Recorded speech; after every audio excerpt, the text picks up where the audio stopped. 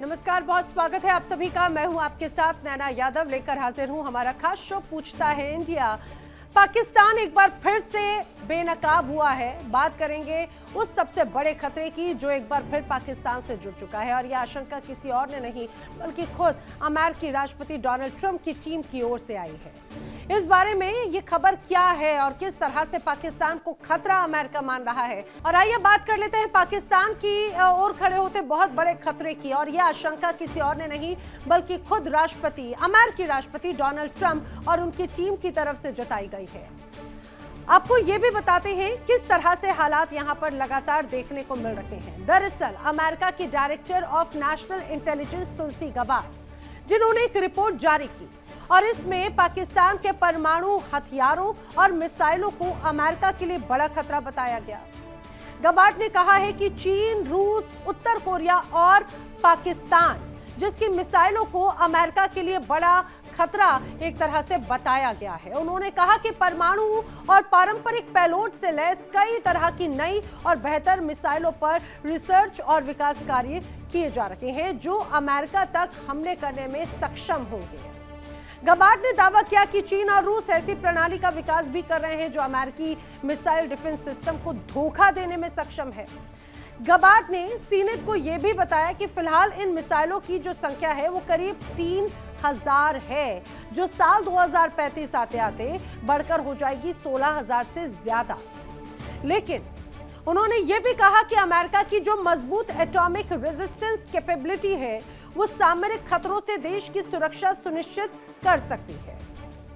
हालांकि जिस तरह से अलग अलग प्रतिक्रियाएं आई हैं वो बहुत महत्वपूर्ण है। आपको सुनना चाहिए कि आखिर तुलसी गबार्ड ने क्या कहा है।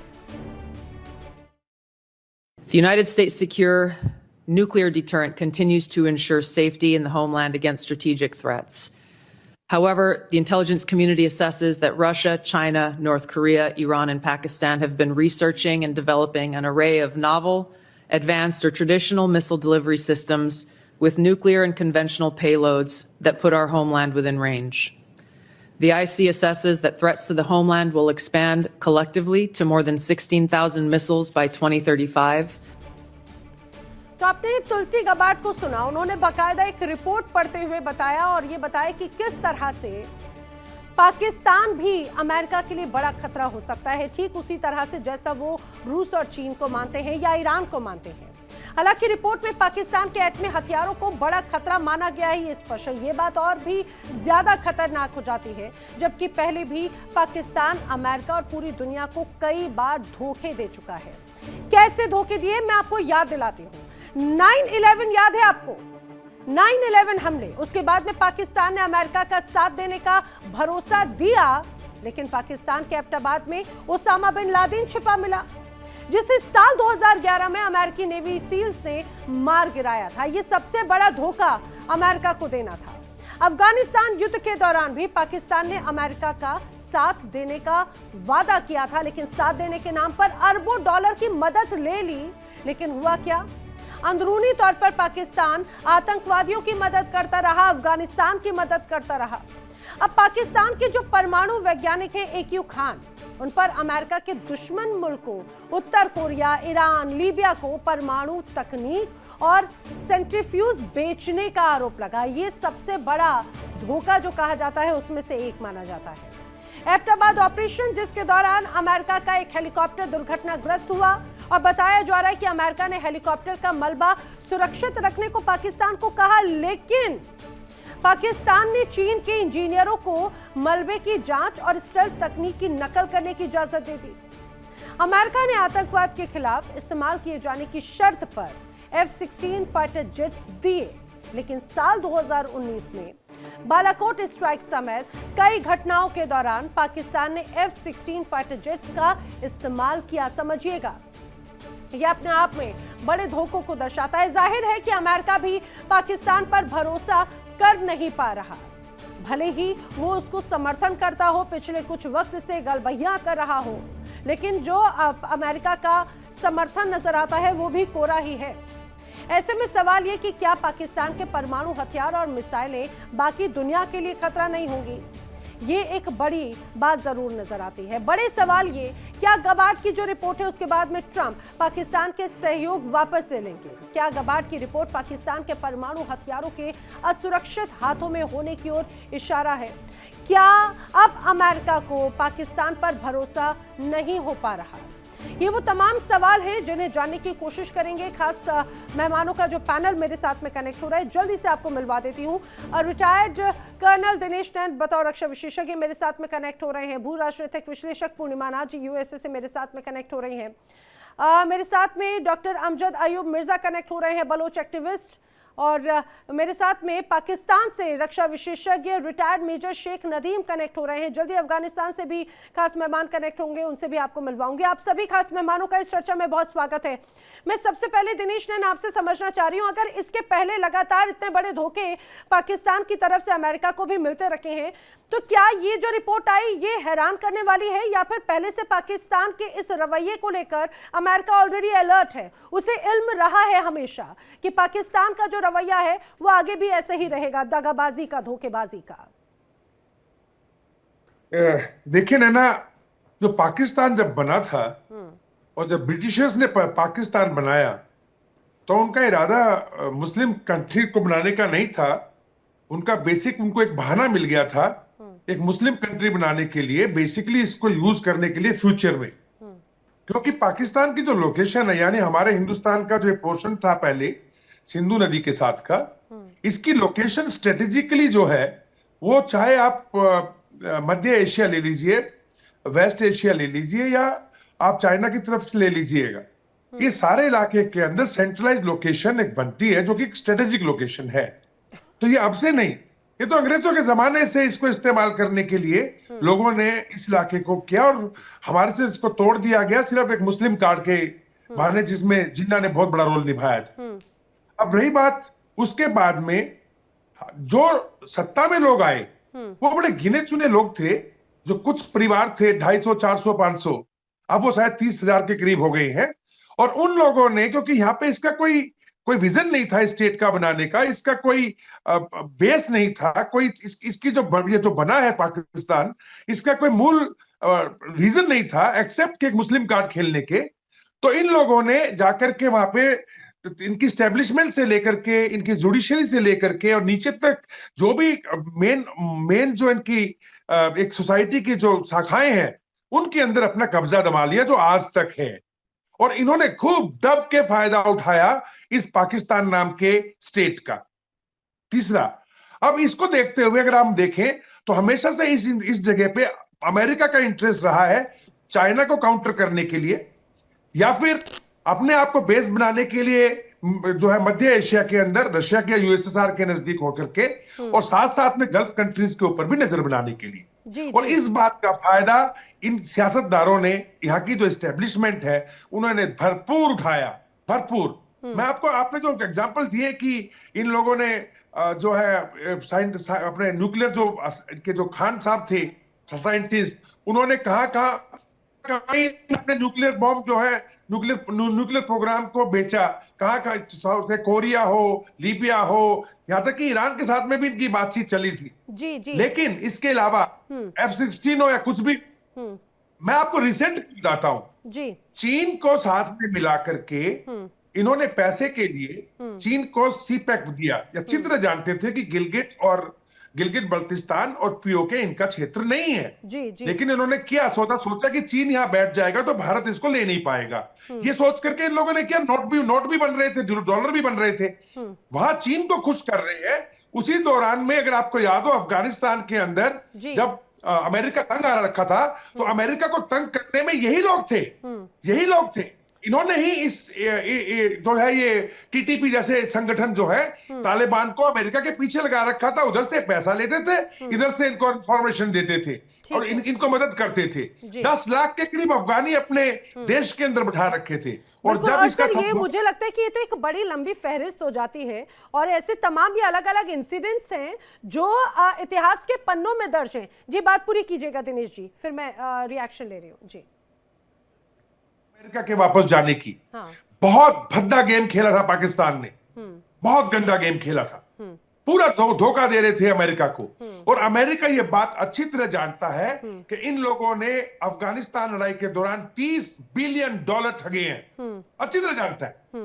लेकिन वही बात आ जाती है कि अभी बगराम बेस नहीं है अमेरिका के पास में। ठीक है, अगर उसको काउंटर करना है जैसे आज ईरान के साथ है, तो इनका नूर खान बेस और शमसी बेस उनके लिए इंपॉर्टेंट है।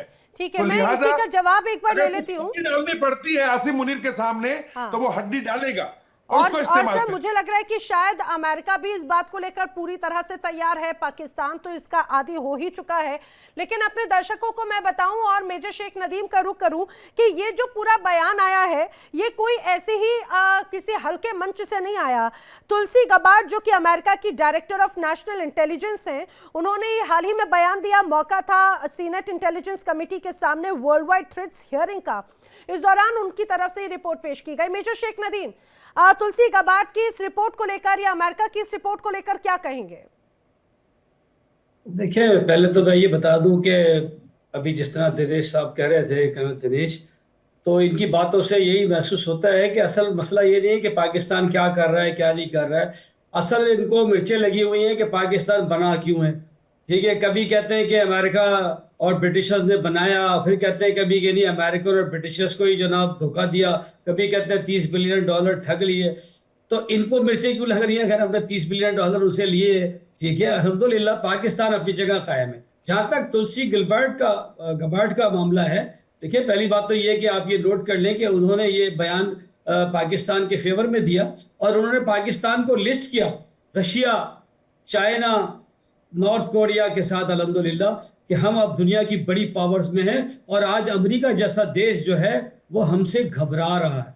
ठीक है, तो उन्होंने क्योंकि अभी थोड़े अरसे पहले देख भी लिया ऑपरेशन सिंदूर के अंदर एक इतनी बड़ी ताकत को जो है पाकिस्तान ने किस तरह से शिकस्त दी और धूल चटाई, तो उस वजह से उनका अब फोकस पाकिस्तान की तरफ हो रहा है। लेकिन बहरहाल उन्होंने पाकिस्तान की फेवर में बात की कि देखिए पाकिस्तान एक बड़ा मुल्क है, उसको आपको वही स्टेटस देना होगा और पाकिस्तान को भी उसी नजर से देखना होगा जिस नजर से आप रशिया को देखते हैं, चाइना को देखते हैं, भारत का नाम। मैं तो आपके इस कॉन्फिडेंस को सल्यूट करती हूँ भाई, ये आपका ओवर कॉन्फिडेंस सल्यूट करती हूँ। लेकिन मुझे समझ में नहीं आता कि ये तर्क कहाँ से, हर चीज, ये आप कितने पॉजिटिव इंसान हैं कि अगर आपको कोई आतंकवादी कहे तो आप उसको बड़े पॉजिटिव वे में लेते हैं। कोई आपको अपने लिए खतरा बताए तो आपको ये पसंद आ रहा है कि भाई रूस और चाइना जैसे देशों के साथ में आपका नाम लिया, लेकिन लिया तो सही। मतलब ये छोटी छोटी खुशियां आप अब ये ढूंढने में, मैं बिल्कुल मानती हूँ कि अभी वहां पर हालात इस तरह के हैं, लेकिन आप इसको पॉजिटिव रूप में ले रहे हैं, ये तो भाई सल्यूट है आपके इस ओवर कॉन्फिडेंस को। वी मस्ट टेक, देखिए अल्हम्दुलिल्लाह पाकिस्तान न्यूक्लियर कंट्री है, आज नेटो की तरह इस्लामी दुनिया को जो है वो एक प्लेटफॉर्म दे रहा है, म्यूचुअल डिफेंस एग्रीमेंट कर रहा है, कहीं तुर्की से, ये न्यूक आपके हैं कि अमेरिका के हैं? सुन के आप लोग ये न्यूक आपके हैं कि अमेरिका ने रखे हुए हैं? ये न्यूक आपके हैं कि नूर खान बेस पे अमेरिका ने रखे हुए कमांड सेंटर बना के अपना न्यूक का? तो देखिए ना, कभी कहते हैं कि जी वो जो है ना अमेरिका हमारे, बताइए कंट्रोल किसके पास है? क्या कंट्रोल अमेरिका के पेंटागन के जनरल साहब के पास है कि नहीं आपके न्यूक्स का? अगर कंट्रोल उनके पास होता ना तो पाकिस्तान को ये कब का खा पी चुके होते, इंडिया भी खा पी चुका होता। आपको अच्छी तरह याद होगा थोड़े अरसे पहले आपके जो ट्रंप साहब की जो सबसे फेवरेट गर्लफ्रेंड थी वो मोदी साहब थे, ठीक है, उनके साथ। ये तो अभी ऑपरेशन सिंदूर के बाद जब उनका सिंदूर खुल गया, माइंडसेट तो उसमें होने के साथ बदल जाना चाहिए था नदीम। आप तो अभी भी गर्लफ्रेंड की बातें कर रहे हैं बैठ के। उन्होंने क्वाड में उनको खड़ा करना था, इसको एक हाथी को बनाया था उन्होंने कि जी ये ड्रैगन के अगेंस्ट लड़ाएंगे।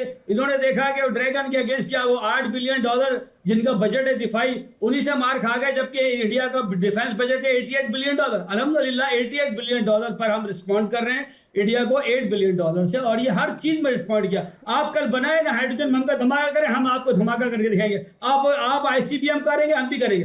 पहली बात थी कि तुलसी नदीम पहले अपने आप को बलूचों से, BLA से, TTP से, और अभी एक अफगानिस्तान तालिबान जिसने आपको तो अल्टीमेटम दिया उनसे तो बचा लो। छोड़ दिया आपको 2-3 दिन के लिए ईद मनाने के लिए। 23 तारीख तक की बात है ना, 23 तारीख के बाद क्या होगा?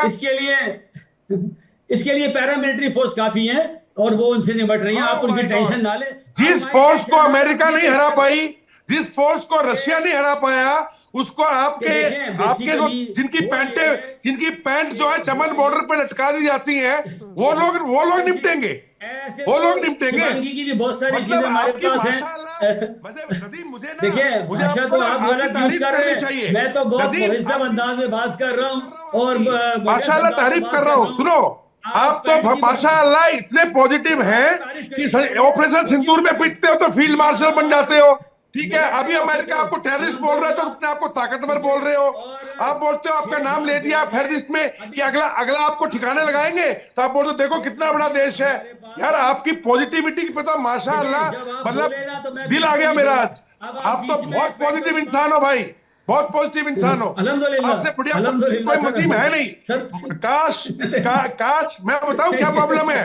पाकिस्तान की आवाम के ऊपर, पाकिस्तान की आवाम के ऊपर नदीम, पाकिस्तान की आवाम के ऊपर नदीम टेररिस्ट लोगों का कब्जा है जो हर इस्टेब्लिशमेंट में घुसे हुए हैं और इन टेररिस्टों से अमेरिका को खतरा है और वो अब आप लोगों को ठिकाने लेकिन लगाएगा। मेजर शेख नदीम, आप इस बात को लेकर इतने सुपर कॉन्फिडेंट और ऐसा लग रहा है कुछ टाइम के बाद में आईएमएफ वगैरह तो बड़े सेकेंडरी हो जाएंगे। हो सकता है आप अमेरिका को लोन दें, हो सकता है चाइना को आप बेल आउट अमाउंट दें, हो सकता है रशिया को दें, या ये दुनिया की जापान और ये अलग अलग जो बड़ी अर्थव्यवस्थाएं वो पाकिस्तान के आगे गौण हो जाएंगी। मैं बिल्कुल मान रही हूँ ये आपका जो कॉन्फिडेंस है। अरे अगर पूर्णिमा जी आप भी शायद मेजर शेख नदीम की इस बात पे मुस्कुरा रही थी, मुझे एक बात बताइए, आतंकियों की फहरिस्त में अगर रखा जाता है किसी को तो इतनी खुशी होती है?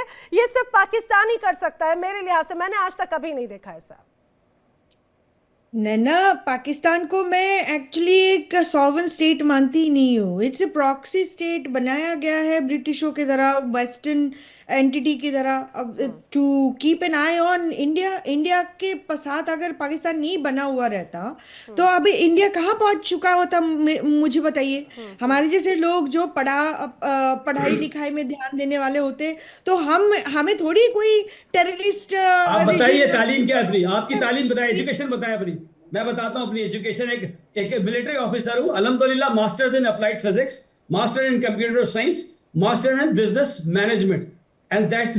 खैर छोड़े, अभी आप अपनी बताएं क्वालिफिकेशन, बताएं। मैं यहाँ पे अपना सफाई थोड़ी देने वाली हूँ। देखो आप करिए, मेरी बैकग्राउंड आप पूरी देखिए। मैं यहाँ पे अपना सफाई देने नहीं आई हूँ, लेकिन ये कहना है कि पाकिस्तान जो आज सिचुएशन है, आप वहाँ पे लोगों की आप हालत देखिए और अपनी बिजनेसमैन की हालत देखिए। आपके जो लोग हैं उनकी होती है वहां पे अपनी टेंशन आपकी धन जो आप बरसाते हो वो देख के तो हैरान हो जाते हैं लोग। आप वहां पे लिटरली बच्चे, आपके लोग तो कटोरा लेके खड़े रहते हैं, उनको आटा नहीं मिलता है, खाना नहीं मिलता है, और आप अभी तो आपको पानी भी नहीं मिल रहा है। आप वहां पे रोलेक्स इतना दिखाने के भी पैसे लेते हैं। मेजर शेख नदीम जी यही तो बात है, मेजर शेख नदीम जी यही तो बात है कि पाकिस्तान की जो टॉप प्लेयर है, ये कहा जाए सेना की, वो तो मलाई खाती है लेकिन पिसती तो बेचारी आम जनता है। आप रोलेक्स पहन के घूम रहे हैं और आम जनता, सुनिए ना, बाकी जो आम जनता है वो तो आटे दाल टमाटर में भी उलझी हुई है, वो भी उन्हें नसीब नहीं हो रहा। देखिए इंडिया डेली 24/7 अब आपकी स्मार्ट टीवी पर। इंडिया डेली मौजूद है सभी डिजिटल प्लेटफॉर्म पर लाइव और लगातार। इंडिया डेली 24/7 हर दिन राष्ट्र को समर्पित।